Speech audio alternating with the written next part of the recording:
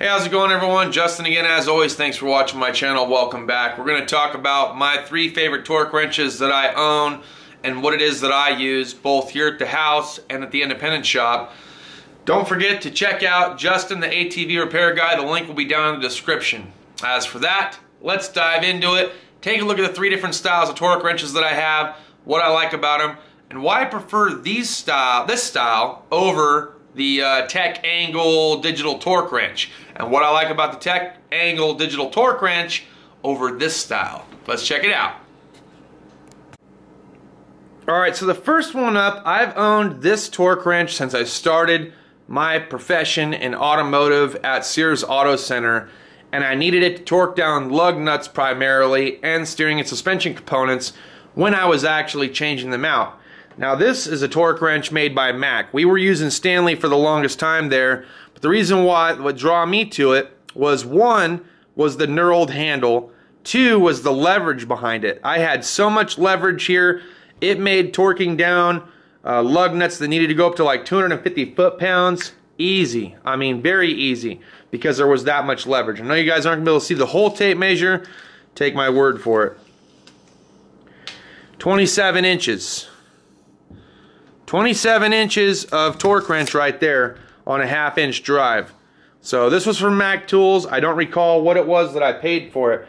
Another feature that I liked about it was this pull down style and twist collar. It just made torquing things and adjusting the torque spec a lot easier. And then of course, you know, leverage being the main reason why I bought this, and the knurled handle. So love this torque wrench, use it all the time. Feature that I don't like, that I wish I would have gotten at the time, would be a flex head, because I did not realize that later down my career path I would need a flex head for torquing like cylinder head bolts and things like that. Coming back to it now, we have a 1/2 inch Tech Angle torque wrench at work, so now I keep this one here at the house for torquing things down. So I don't use it anymore, but I used to use it all the time. It was my go-to torque wrench for many, many years. Next torque wrench I have up is a Matco torque wrench. This is a 3/8 drive. Oh, I'm sorry. This goes from, the 1/2 inch goes from 50 foot-pounds up to 250 foot-pounds, if I didn't mention that.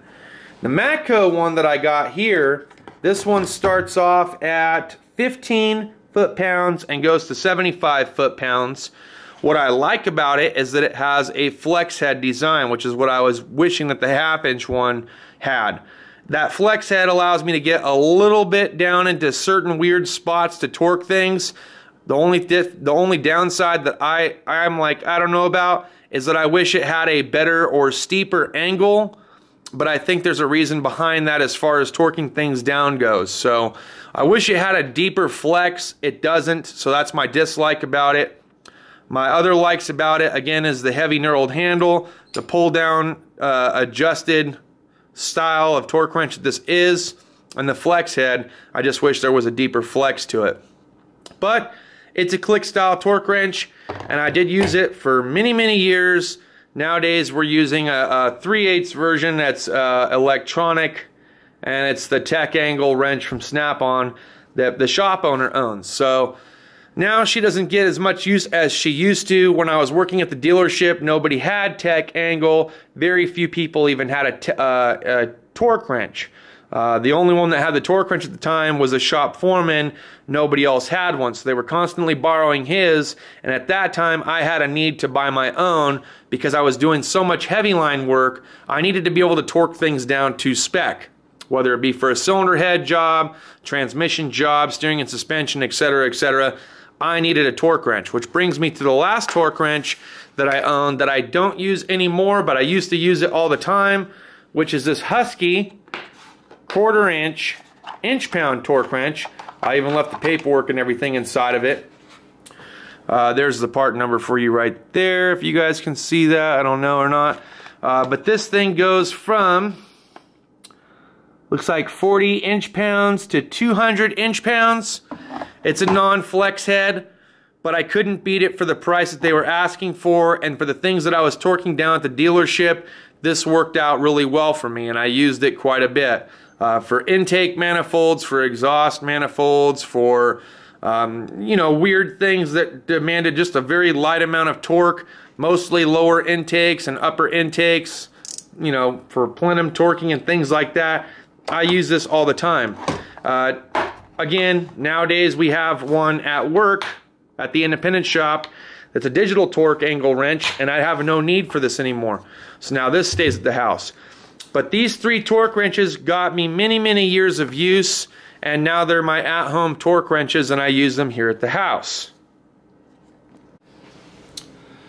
Thinking about torque wrenches and some of the torque wrenches that I've owned over the years leads me down a path that I wish that I would have never gone, but we cannot rewind the wheel and start all over.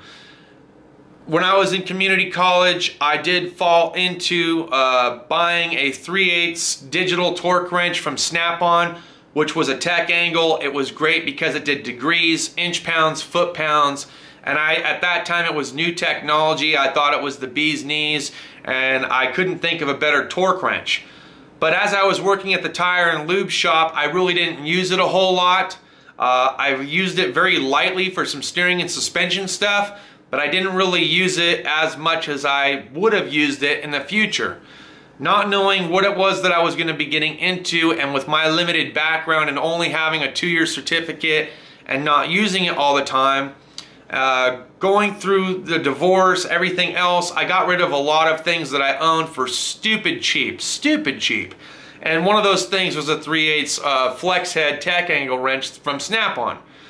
Nowadays, and seeing how often we use it at the independent shop and how it could have benefited me to hang on to it and use it at the dealership, I probably would have never bought a different torque wrench. Some things that I didn't like about that specific torque wrench was the fact that when I would go to torque something down, it would buzz and it would alert me and let me know that I had reached that torque spec.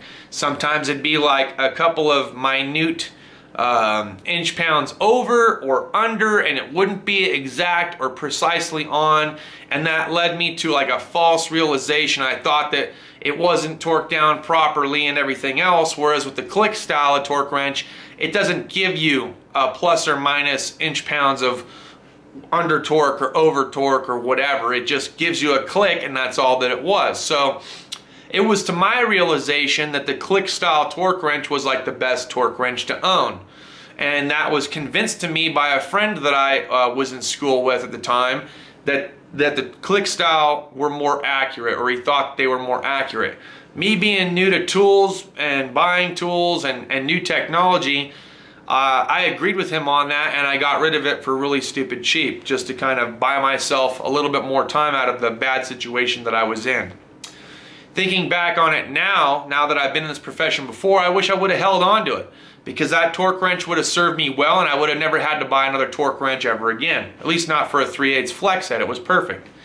So if I had to make a recommendation to you outside of being like careful of what it is that you're buying, and not, of course, not getting rid of tools right away, would be that as far as torque wrenches are concerned, whether it's a flex head, a non-flex head, a click style torque wrench, or a non-click style torque wrench, and it happens to be a tack angle, would be to hang on to it, give it a chance. You know, you never know where you're going to be in the future. You don't know that you're going to go from lube tech to brake tech to, you know, next thing you know, you're pulling and yanking engines and transmissions and things like that. So you might not be working on engines and transmissions right now, and if you do end up buying something like a tack angle torque wrench, even if you're not using it right away, you might have a need to use it down the road. Depends on how long you decide to stay in this profession for. So that would be my 2 cents worth, would be to hang on to your tools. I've made a video before explaining how I've gotten rid of things on the fly and how I felt that there was a need to sell certain things that I didn't have a use for at the time to try to save me for that day and make money for that day. And there's a lot of things that I regret selling, and there's a lot of things that I don't regret selling. So I don't know. Everyone's going to chime in on this topic. I know that the comments are going to fly as far as getting rid of tools, saying one thing, doing another. It is what it is at the end of the day, gentlemen. We all go through this as mechanics, as technicians. You're going to buy things. You're going to end up selling things. You might not tell everybody about it. You might end up selling things to try to save you for the day, but at the end of the day, you're the one that has to live with that decision. And sometimes that decision can be a hard one to swallow later down the road. That's all I got for this video, guys. Thanks as always for watching. I appreciate the support. Hit the thumbs up if you like this video. Share if you want to. And hopefully we'll see you guys in the next video. Thanks as always for watching. Cheers to those of you that have your beers, and hope you're enjoying your weekend.